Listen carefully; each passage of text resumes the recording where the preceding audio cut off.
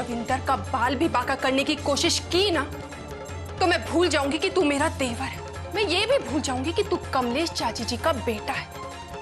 एक माँ से टकराने की कोशिश भी मत करना, वरना मैं कुछ ऐसा गलत कर बैठूंगी जिसे कोई भी सही नहीं कर पाएगा, समझा?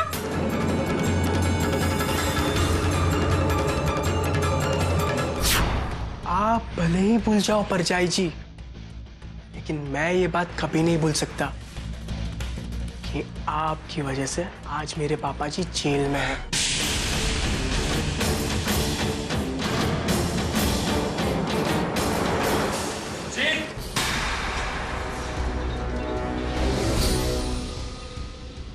बड़ों की दुश्मनी के बीच मत आ। अगर बच्चों को कुछ हो गया ना तो उसका अंजाम अच्छा नहीं होगा।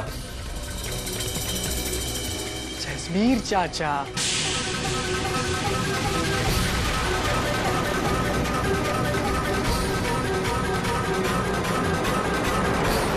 ओह, मेरी इतनी बिसात कहाँ कि आपके होते हुए मैं बच्चों को तंग करूं।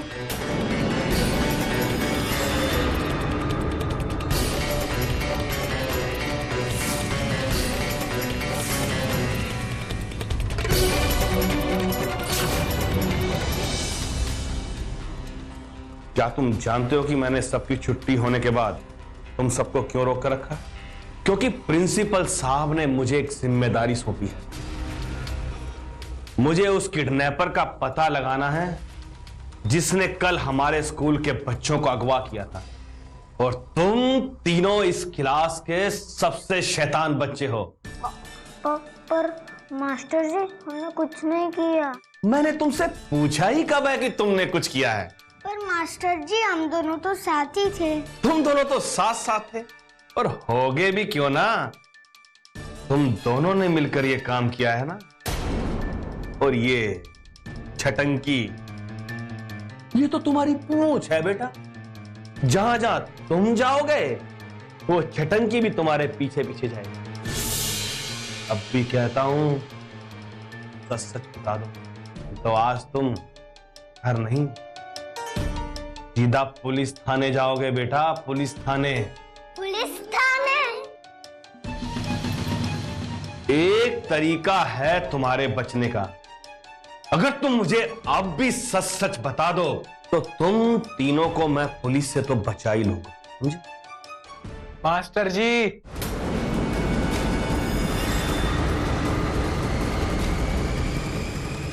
ये किडनैपिंग मैंने करवाई थी।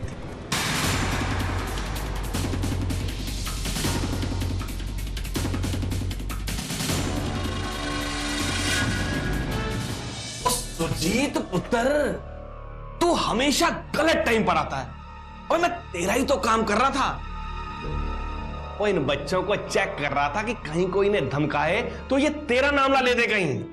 मास्टर जी,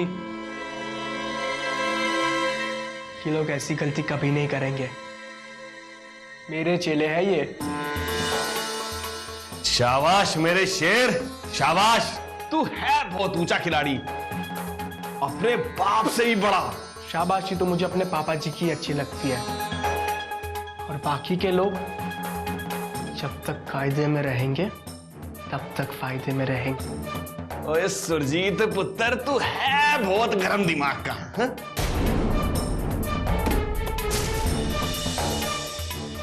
मास्टर जी, गरम स्वभाव तो मेरा दुश्मनों के लिए है। आप अपनी गिनती मिलाइए और कोई नया फॉर्मूला ढूंढिए उस रविंद्र के बच्चे को सबक सिखाने का। ट्रॉफी जीतने का जश्न बहुत मना लिया है उसने। ओए, ऐसी कोई गलती मत करना सुरजीत पुत्र, कोई गलती मत करना। ओए, चौधरी साहब और उसका परिवार बहुत जले बुने बैठे हैं और मामला एकदम गर्म तवे पर पड़ा है। अभी तूने कोई गलती की ना तो कहीं ऐसा ना हो कि लेने के देने पड़ जाएं। हाँ, ठंड तो मेरे कलेजे में उस दिन पड़ेगी जिस दिन मैं अपने दुश्मनों को बर्बाद कर डालूंगा। ओए सुरजीत, ये ऐसा ही होगा जैसे तू चाहता है। आखिर तू पुत्र किसका है? लेकिन कहीं गलती से कोई ऐसा काम मत कर दियो कि कहीं लेने के देने पड़ जाएं। कहीं ऐसा ना हो कि अपनी बाप की तरह तू भी अंदर चला जाए। हाँ मास्टर जी, आप अपनी औकात में रहिए। आप ये बात भूल रहे कि आप इस गांव में मेरी बदौलत है, समझे? मेरे ही घर में रहकर आपने 1 साल का किराया नहीं दिया है। मेरे एक ही इशारे पर आप और आपका सामान दोनों गांव के सड़क के किनारे पड़े होंगे। ओए सुरजीत पुत्र तू है बहुत गरम दिमाग का, पर है बहुत अच्छा। ओए लेकिन थोड़ा दिमाग से काम ले। एक बात याद रख, अगर सांप को मारना है तो उसके फन से दूर ही रहना चाहिए। और लेकिन पहले ये जरा मामला निपटने तो दे। साफ साफ बताइए मुझे करना क्या है? तुझे कुछ नहीं करना सुरजीत पुत्र, तुझे कुछ नहीं करना। फिर रोशन सिंह पटियाला का गणित कब काम आएगा? सबसे पहले तो मैं हेडमास्टर साहब को यह कहूंगा कि इस किडनैपिंग में हमारे स्कूल के किसी भी बच्चे का कोई हाथ नहीं है। बस मामला अपने आप खत्म हो जाएगा। लेकिन तब तक तू अपने गुस्से की बोतल का ढक्कन बंद रख। अगर पापा जी ने पुलिस को कह दिया ना, तो बेटा फिर मेरे हाथ में भी कुछ नहीं रहेगा। इसलिए कुछ दिन ठंड रख, ठंड। बाकी हम देख लेंगे बाद में।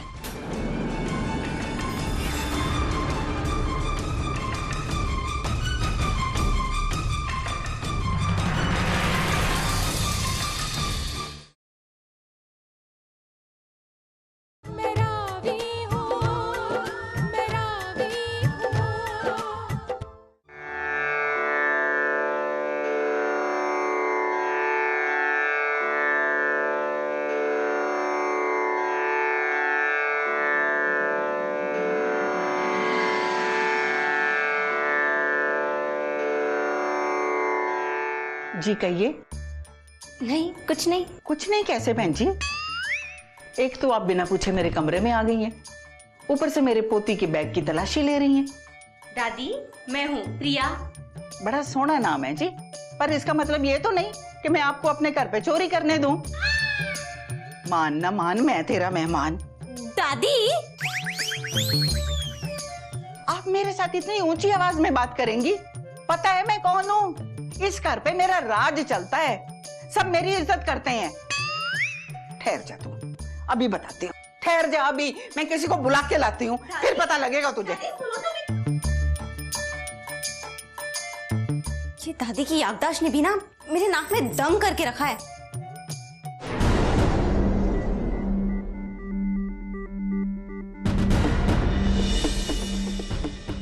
कहाँ चली गई है दादी? जाके देखती हूँ।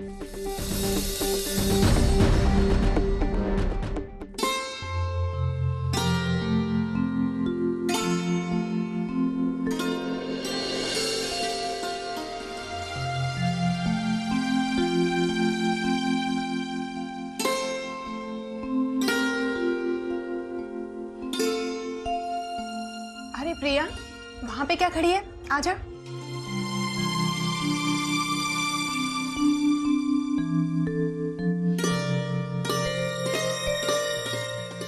क्या हुआ प्रिया? आके ऐसे वापस क्यों जा रही थी? आपको काम करते देखा तो सोचा आप डिस्टर्ब हो जाओगी। हट पागल, अपनों से कभी कोई डिस्टर्ब होता है क्या? चल बता, क्या काम था तुझे? वो मैं दादी को देखने आई थी। पता है उनकी याददाश्त तो उनसे पहले बूढ़ी हो गई है। आज मुझे ही नहीं पहचाना, मुझे चोर समझ बैठी। अच्छा। और फिर खुद ही नाराज होकर कमरे से बाहर निकल गई। तो मैंने सोचा आपके कमरे में होंगी। हाँ प्रिया, बेबे यहाँ आई तो थी, बाहर खड़े होके मुझे देख रही थी। मैं भी काम में थोड़ा उलझी हुई थी, तो इसलिए मैंने भी उन्हें रोका नहीं। मुझे लगा शायद ये देखने आई होंगी कि अमृता अभी तक सोई है कि नहीं। एक बात कहूँ प्रजाई जी, आपके रहते इस घर में कभी कमी महसूस ही नहीं होती कंवलजीत राजी की। प्रिया, कंवल की जो खाली जगह है वो तो कोई भी नहीं भर सकता है। मैं तो बस कंवल ने जो जिम्मेदारियां छोड़ी हैं वो पूरी कर रही, उनके इस बिखरे हुए परिवार को समेटने की कोशिश कर रही। माफ करना प्रजाई जी, मैंने शायद आपको उदास कर दिया। नहीं प्रिया, किस्मत के दिए हुए घाव हमारे मुंह फेरने से छिपते नहीं, और इसीलिए मैंने खुद को ये ट्रांसपोर्ट के काम में, घर के काम में इतना उलझा दिया है कि कुछ याद ही नहीं रहता।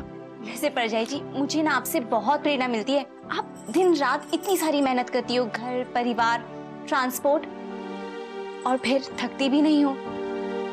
एक औरत के लिए इतनी सारी मेहनत करना ये कोई आसान बात नहीं है। तुझे पता है प्रिया, मेरी ताकत मेरा परिवार है। जब इतनी सारी थकान के बाद मैं घर आती हूँ ना और पापा जी के चेहरे पर मुस्कान देखती हूँ तो ऐसा लगता है जैसे मेरी सारी थकान दूर हो गई। फिर भी परजाई जी, कभी तो आपको अकेलापन महसूस होता होगा, कभी तो जिंदगी अधूरी अधूरी सी लगती होगी। नहीं प्रिया, कंवल मुझे कभी अकेला छोड़ते ही नहीं। तुझे पता है, कंवल आज मेरे साथ नहीं है, लेकिन उनकी यादें वो तो हमेशा मेरे साथ है। जब भी मुझ पर या मेरे परिवार पर कोई भी मुसीबत आई है तो उनकी यादों ने मुझे सहारा दिया है, मेरा हौसला बढ़ाया है। और अब रविंदर भी तो मेरे साथ है। उसके साथ तो ऐसा लगता है जैसे मैं एक अलग ही जिंदगी जी रही हूँ। और देखो ना, इस घर में रहकर एक माँ, बेटी, बहू, कितने सारे रिश्ते जी रही हूँ मैं। और प्रिया, अब तू भी तो आ गई है। एक बहन की कमी थी, अब वो भी पूरी हो गई, है ना? गुड्डो, गुड्डो, गुड्डो, गुड्डो पुत्र, तू मैनू डांट, जी भर के गुस्सा कर, मैं हूं ही इसी लायक। देखना, जिस पोती को देखने के लिए मेरी आंखें तरस रही थी, उसी को ही मैंने नहीं पहचाना। दादी, आप जानती हैं ना कि मैं आपको डांट नहीं सकती। तू मुझे इतना प्यार करती है और मुझे पता ही नहीं कि मेरी पोती उदास क्यों है। मेरी क्यूटी दादी, लोग सच कहते हैं कि इंसान बुढ़ापे में एकदम बच्चा बन जाता है। तू मेरे साथ नाराज नहीं है ना? उम्र हो गई है ना, पता नहीं वागुरु का कब बुलावा आ जाए। दादी, आइंदा ऐसी बात की ना तो मैं सच में नाराज हो जाऊंगी। आपको कुछ नहीं होगा। और फिर अभी तो मैं आपके साथ रहने आई हूँ, अपना बचपन जीने आई हूँ। और एक बात कहूँ दादी, आप जब भी मुझे गुड्डो बुलाती है ना, मुझे बिल्कुल बुरा नहीं लगता। मुझे तो ऐसे लगता है जैसे मैं फिर से वही गुड्डो हो गई हूँ जो बचपन में पटाखों की आवाज से डर के आपकी गोद में आके बैठ जाती थी। कितना प्यार करती है तू मुझसे। अच्छा बता, उदास क्यों है तू? मैं अमृता परजाई जी के बारे में सोच रही थी। कंवलजीत प्राची के जाने के बाद उनकी जिंदगी तो बिल्कुल खाली खाली सी हो गई है। 24 घंटे अपने आप को बस काम में डुबोए रखती हैं ताकि दर्द को भुला सके। लेकिन दादी, एक औरत के लिए अकेली जिंदगी काटना ये आसान बात नहीं होती। दादी, मुझे लगता है हमें उनके लिए कुछ करना चाहिए। कितनी बार कोशिश की है मैंने उससे बात करने की, पर हर बार टाल देती है। कहती है मैं कंवलजीत की यादों के सहारे जी लूंगी। पर दादी, यादों के सहारे जिंदगी काटी तो जा सकती है मगर जी नहीं जा सकती। मुझे लगता है आपको पापा जी से बात करनी चाहिए, या फिर मुझे कुछ करना होगा। कितनी समझदार हो गई है, कितनी बड़ी बड़ी बातें करती है मेरी गुड्डो। दादी, गुड्डो नहीं, प्रिया। हाँ, जिंदी रहे।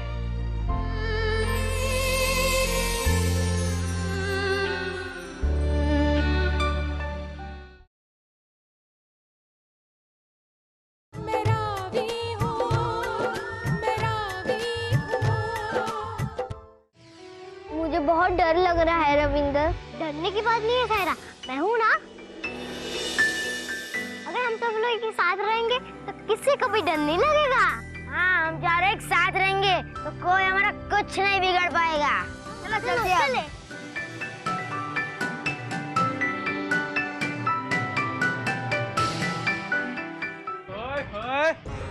कहाँ जा रही है फौज?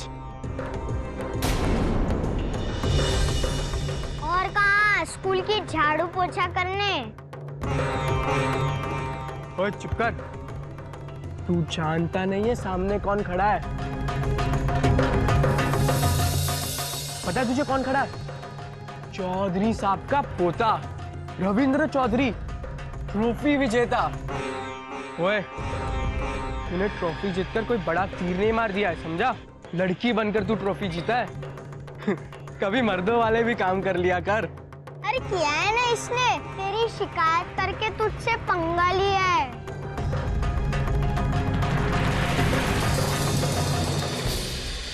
तूने मेरी शिकायत की ना ताऊ जी से, सजा तो तुझे मिलेगी।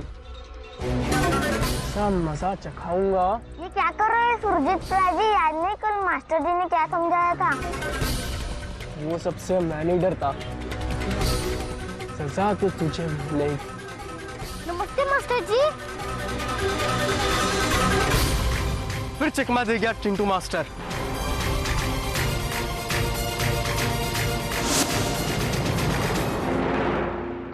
मैं कमिंग मास्टर जी। अरे कम इन रविंदर, आओ। अरे कैसे आना हुआ बेटा? मैं अपना बैग भूल गया था। अच्छा ओहो ठीक है। अरे रविंदर एक बात थोड़ी देर आ। अरे मुझे तुमसे एक बात पूछनी थी। वो यार ये गणित तो मेरी समझ में नहीं आ रहा कि आखिर ये ऐसा हो कैसे सकता है। मास्टर जी आप गणित के मास्टर जी है ना, अगर आपको समझ में नहीं आएगा तो मुझे कहाँ से? यार वो बात नहीं है, बात ये है कि तू इतनी अच्छी तरह से लड़की कैसे बन गया। और मुझे तो यार ये शक होता है कि तू वाकई में लड़की है। ऐसा क्यों? मास्टर जी जो मैं इतना अच्छा एक्टर हूँ। चुप, एकदम चुप। गलत जवाब। यार कोई ना कोई तो बात है। मास्टर जी इधर आओ। हाँ बता। मैं सिर्फ आपको बता रहा हूँ और किसी को मत बताना। अरे नहीं बताऊंगा, बता ना। मैंने एक फिल्म देखी थी चाची 420।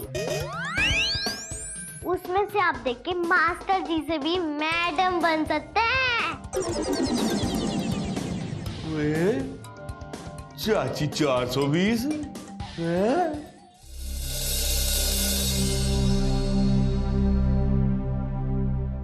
मैं हैरान हूं कि मेरे जैसा ऑफिसर इतनी बड़ी गलती कैसे कर गया। किडनैपर्स कब आए, कब बच्चे किडनैप हुए, कब बच्चों को छोड़ गए, कुछ पता ही नहीं चला। प्रिंसिपल साहब आपने पुलिस में या अपने बड़े अधिकारियों को खबर की? I beg your pardon Chaudhary साहब, मैंने आपसे पहले भी अर्ज किया है कि अगर पुलिस आई तो स्कूल की बदनामी होगी। आप चाय तो पीजिए। जी जसवीरे खड़ा क्यों है? आजा इधर आजा। प्रिंसिपल साहब आप चाय तो लीजिए ना। I beg your pardon Chaudhary साहब, हारे हुए फौजी इस तरह का जश्न नहीं मनाया करते। देखिए प्रिंसिपल साहब आप भी इंसान हैं, जादूगर नहीं हैं।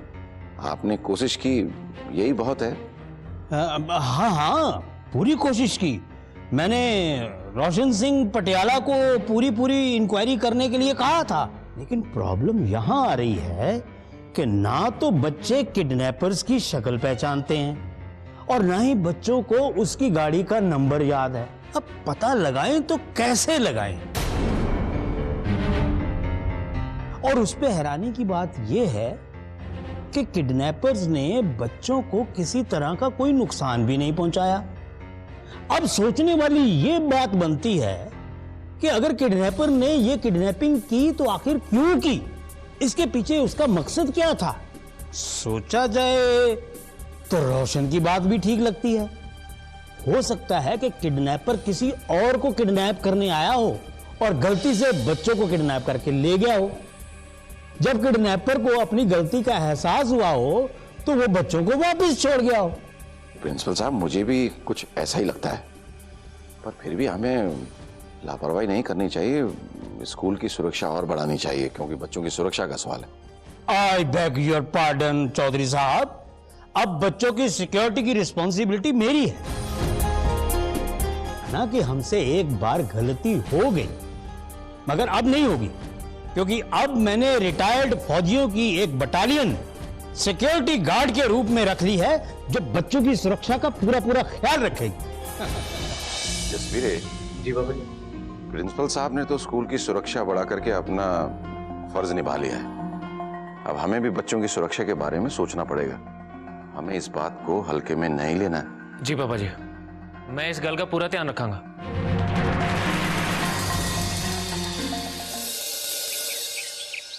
हाँ तो सब बच्चे अभी अपनी अपनी अटेंडेंस बोलेंगे, ठीक है? Janvi, yes sir. Balwant, yes sir. Rohan, yes sir. Saira, yes sir. Afzal, yes sir.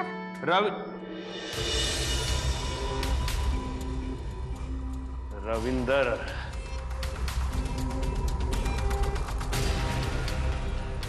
Ravinder, हड़प! क्यों भाई 1.5 फुटे? क्या तूने इस क्लास को गाय भैंस का तबेला समझ रखा है ना, कि जब दिल करा पुत्र जी आ गए, जब दिल करा चले गए?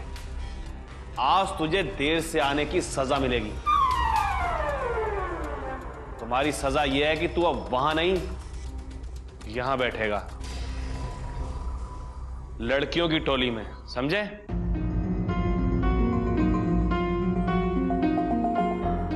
जाकर तुम रविंदर की जगह बैठोगे। रविंदर यहां।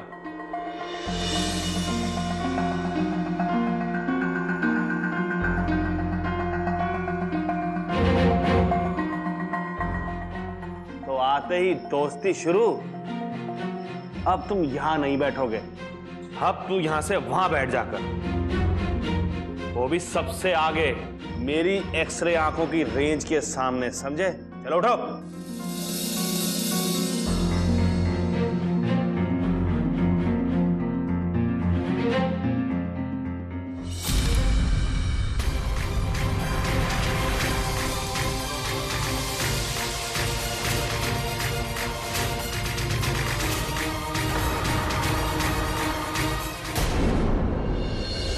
देखिए अगला कार्यक्रम नई सागर।